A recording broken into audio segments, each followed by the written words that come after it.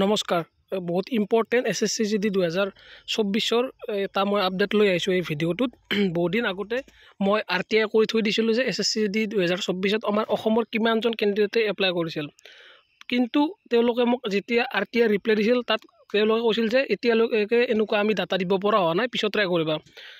Then আজি finally RTI report মানে RTI reply আহি গ'ল, কিমানটা পোষ্টত এগেইনষ্টত কিমানটা ল'ৰাই এপ্লাই কৰিছে সকলো তথ্য এইটো ভিডিঅ'ত আমি গম পাম। আৰু এই RTIটো মোৰ এজন বন্ধু ধ্ৰুৱ নাম তেওঁ RTIটো কৰিছিল আৰু তেওঁৰ ৰিপ্লাইটো আহোঁতে তেওঁ মোক স্ক্ৰীনশ্বট শ্বেয়াৰ কৰিছে। মই সকলো ডিটেইলছ দেখাম এই ভিডিঅ'টোত।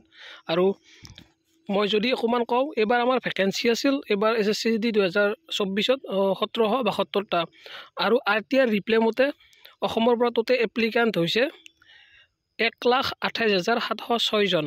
নোট কৰিব, টোটেল এপ্লিকেণ্ট এইবাৰ এইটো একবাৰ মই জুম কৰি ভালকৈ দেখাই আছোঁ, এইটো 1,28,706 পোষ্ট আছে 1772। টোটেল এপ্লাই অসমৰ পৰা হৈছে 1,28,706টা। আৰু এতিয়া এটা পোষ্টৰ এগেইনষ্টত আমাৰ কম্পিটিশ্যন আছে 72টাকৈ, অলমষ্ট 73টা, মানে এটা পোষ্টৰ এগেইনষ্টে কেণ্ডিডেট আমাৰ 72টা আছে বৰ্তমান।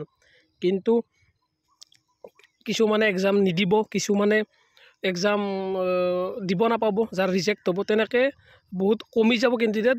তো মই ভাবোঁ এইবাৰ কেণ্ডিডেট বহুত কম আগৰ তুলনাত। আগৰ ডাটাবিলাকৰ লগত মই কম্পেয়াৰ কৰি আগৰ SSCGD 2022 আৰু SSCGD 2021 মই কম্পেয়াৰ ভিডিঅ' এটা বনাম, কিমান কম কিমান বেছি, তো তেতিয়া আমি কাট অফৰো আইডিয়া এটা গম পাম। আৰু এবাৰ যদি মই RTI ৰিপ্লাইটো দেখাওঁ,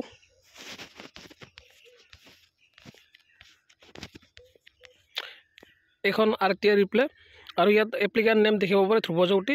5 একত RTI কৰা হৈছিল আৰু ইয়াতে তেওঁ লিখিছিল পইণ্টকেইটা চাওক, kindly provide me the information on the how many applicants from this has been in Assam has been filled in constable GD in central arm police forces SSF and riflemen GD in Assam rifles examination 2024-25।